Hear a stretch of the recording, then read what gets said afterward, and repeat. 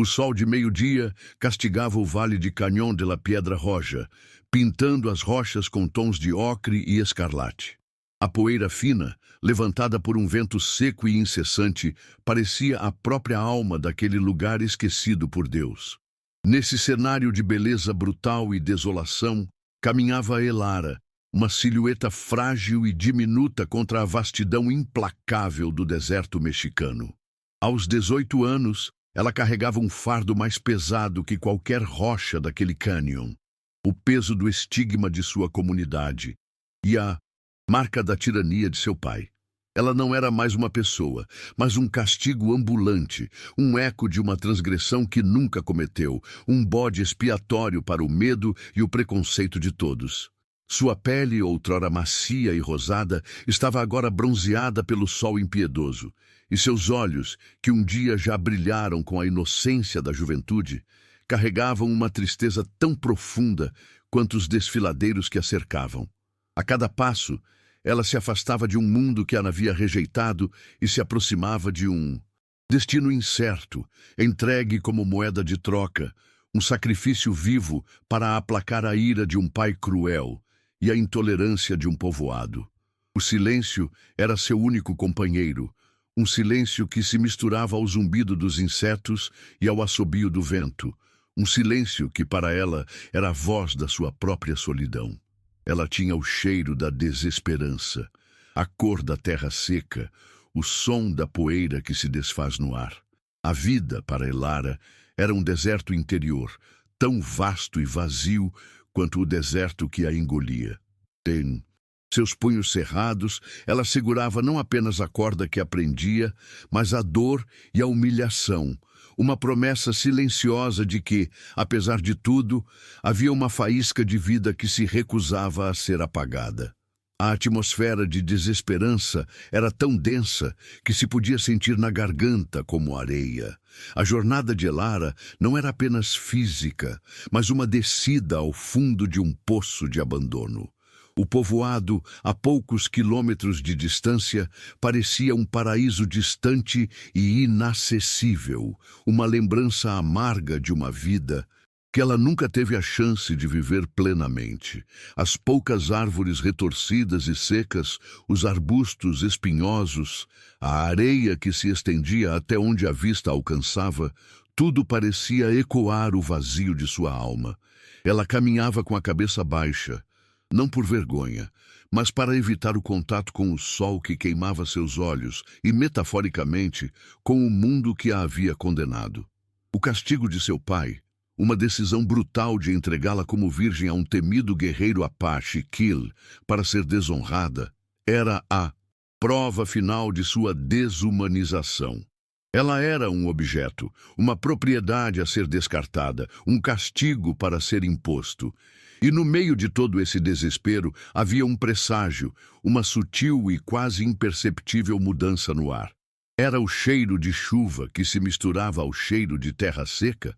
Ou talvez o som de um pássaro que, contra todas as probabilidades, insistia em cantar no meio do deserto? Elara não sabia.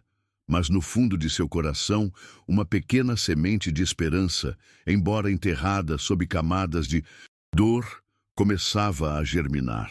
A história de Elara não seria a história de uma vítima, mas a de uma sobrevivente. A jornada de Elara, rumo ao desconhecido, a levou para as profundezas do deserto, um mundo de silêncio e solidão que espelhava o seu. Foi lá, na imensidão árida, que ela encontrou Kile, o temido guerreiro Apache, cujo nome era sussurrado com reverência e medo nos povoados vizinhos. A primeira visão dele não condizia com as histórias aterrorizantes que ela ouvira. Ele estava sentado em uma pedra plana, esculpida pelo tempo, observando o horizonte com uma serenidade que parecia pertencer a outro mundo.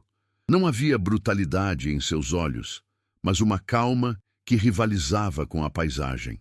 Ele não a recebeu com palavras, mas com um gesto simples, oferecendo-lhe um pedaço de carne seca e um cantil de água. Era o primeiro ato de bondade que ela recebia em muito tempo, e a desconfiança inicial, um escudo forjado pela dor, começou a rachar.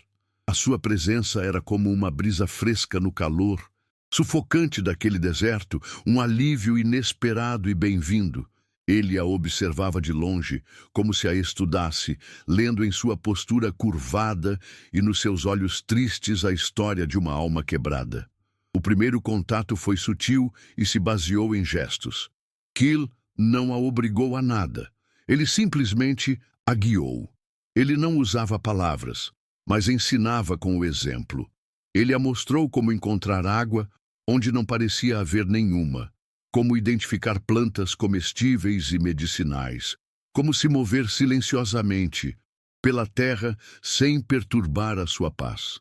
A desconfiança de Elara lentamente se transformou em curiosidade, e a curiosidade em uma silenciosa aceitação. Ela começou a observar a forma como ele se comunicava com a natureza, como se eles fossem uma extensão um do outro. Ele era o deserto, e o deserto era ele. A sua presença era um bálsamo para as feridas de Elara, um santuário silencioso onde ela não era julgada, mas vista. A sua quietude e a sua paciência começaram a corroer o seu medo e a sua solidão. O deserto, outrora um lugar de castigo, começou a se transformar em um espaço de refúgio. Em um momento de fraqueza, Elara se encolheu de dor e humilhação, e Kile simplesmente a cobriu com um cobertor, um gesto de compaixão que foi mais eloquente do que qualquer palavra poderia ser. Esse gesto foi a metáfora perfeita para o que estava acontecendo. A lenta, mas inabalável restauração da dignidade de Elara. A esperança, uma semente plantada no fundo de seu coração, começava a receber água. A jornada de Elara com Kili não era uma fuga, mas uma redescoberta. Ela não estava sendo desonrada, mas honrada com a sabedoria e a compaixão de um homem que via a sua verdadeira essência, uma alma nobre e resiliente que a sociedade havia tentado destruir. A cada dia, a presença de Kili rompia mais um pedaço de seu isolamento, e Elara começava a ver não um guerreiro temido, mas um mentor sábio, cuja ausência de julgamento a libertava mais do que a sua própria liberdade. A vida de Elara ao lado de Kil se tornou uma jornada de aprendizado, uma imersão na sabedoria ancestral que ele carregava em seu silêncio.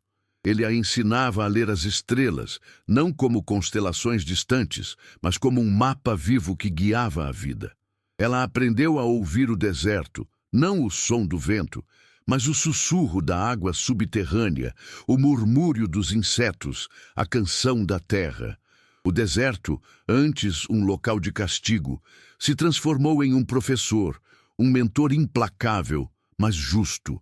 Ele a ensinou a respeitar a natureza, a viver em harmonia com ela, a tirar apenas o que precisava e a agradecer por cada gota de chuva e por cada pedaço de caça. Ela aprendeu a criar ferramentas com pedras e ossos, a fazer fogo com gravetos e a curar feridas com ervas. A cada dia, Elara se afastava mais da garota assustada e humilhada que ela fora e se aproximava de uma mulher forte, resiliente e autoconfiante. A pele dela, marcada pelo sol e pelo vento, não era mais um sinal de sofrimento, mas a marca de uma sobrevivente. Em cada ensinamento de Kil havia um eco de uma verdade maior, a de que a verdadeira força não residia na brutalidade, mas na sabedoria e na conexão com o mundo ao seu redor. A redescoberta da voz de Elara foi um dos momentos mais emocionantes de sua jornada. Por tanto tempo, ela havia se mantido em silêncio, não por escolha, mas por medo e por vergonha. A sua voz havia sido silenciada pela tirania de seu pai e pelo desprezo de seu povoado. Kil não a forçou a falar. Ele simplesmente a encorajou a expressar-se através de gestos, através do seu trabalho, através da sua arte. Foi ao esculpir uma pequena figura de argila, a imagem de um pássaro que voava livremente, que a voz dela começou a voltar. Ela murmurou no início, e depois a sua voz se tornou mais forte, mais clara, como a água que brotava de uma fonte escondida. A sua voz não era apenas o som de suas cordas vocais, mas a expressão de sua alma, a libertação de todas as dores e humilhações que ela havia suportado. A relação entre Elara e Kil evoluiu para algo que transcendia laços de sangue. Era uma conexão de almas, de respeito mútuo, de um propósito compartilhado. Ele não era apenas seu mentor, mas seu protetor, seu confidente, a única pessoa que a havia visto por quem ela realmente era. E ela, por sua vez, tornou-se a guardiã de sua sabedoria, a promessa de que os ensinamentos dele não seriam perdidos. A jornada de Elara era um testemunho da capacidade humana de superar o insuperável. Ela não era apenas uma sobrevivente, mas uma lenda viva, um farol de esperança para todos que se sentiam perdidos. A paz de Elara e Kil foi interrompida pelo eco distante dos sinos do povoado, um som que, em vez de anunciar alegria, trazia o presságio de um novo conflito. A seca, que vinha castigando a região, havia levado os moradores de volta aos seus preconceitos, buscando em forasteiros e em figuras marginalizadas a culpa por sua miséria. Elara e Kil foram obrigados a enfrentar não a fúria da natureza, mas a brutalidade da intolerância humana. O povoado, liderado pelo pai de Elara, um homem consumido pela amargura e pelo ressentimento, os acusou de bruxaria, de terem amaldiçoado as terras e de terem roubado a água. O confronto não foi físico, mas um duelo de dignidade e compaixão contra o ódio e a ignorância. Elara, que antes teria se encolhido de medo, agora se erguia, sua voz clara e forte, uma voz que não pedia perdão, mas que falava a verdade. Ela não lutou com força bruta, mas com a sabedoria que havia adquirido usando a sua voz para defender não apenas a si mesma e aquilo, mas para defender a própria verdade. A reação da comunidade foi de choque. Eles viam não a garota assustada que haviam rejeitado, mas uma mulher forte e autoconfiante, com o semblante de uma líder, a pele bronzeada pelo sol e o coração purificado pelo deserto. O pai de Elara, um homem que a havia condenado e a havia humilhado, agora se via confrontado com a sua própria crueldade e com a dignidade e a compaixão com que ela mostrava. A voz dela, que antes era apenas um sussurro de dor, agora se tornava um hino de esperança. Ela não revidou as acusações, mas as transformou em oportunidades de ensinar. Ela os ensinou a encontrar água, a cultivar a terra árida, a usar as ervas medicinais, as mesmas coisas que ela havia aprendido com Kil. Ela se tornou a ponte entre os dois mundos, o da civilização e o da natureza, o do medo e o da sabedoria. O povoado, que antes a havia rejeitado, agora a acolhia como a sua salvadora, a mulher que trouxe a água, a mulher que trouxe a esperança, a mulher que trouxe a vida de volta para a terra seca. A coragem dela foi a prova final de seu valor, e seu exemplo selou a sua posição como a nova líder de seu povo. O legado de Elara na comunidade de Cañón de la Piedra Roja não foi construído com monumentos de pedra, mas com as raízes profundas de sua compaixão e sabedoria.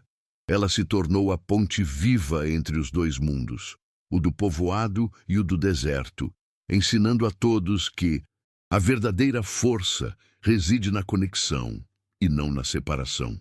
A partir de sua jornada, a comunidade aprendeu a ler as estrelas, a ouvir a terra e a respeitar a natureza como uma força vital, e não como uma inimiga a ser conquistada. A seca, antes vista como uma maldição, tornou-se uma lição de resiliência e adaptação. O preconceito, antes um veneno que envenenava os corações, foi purificado pela aceitação.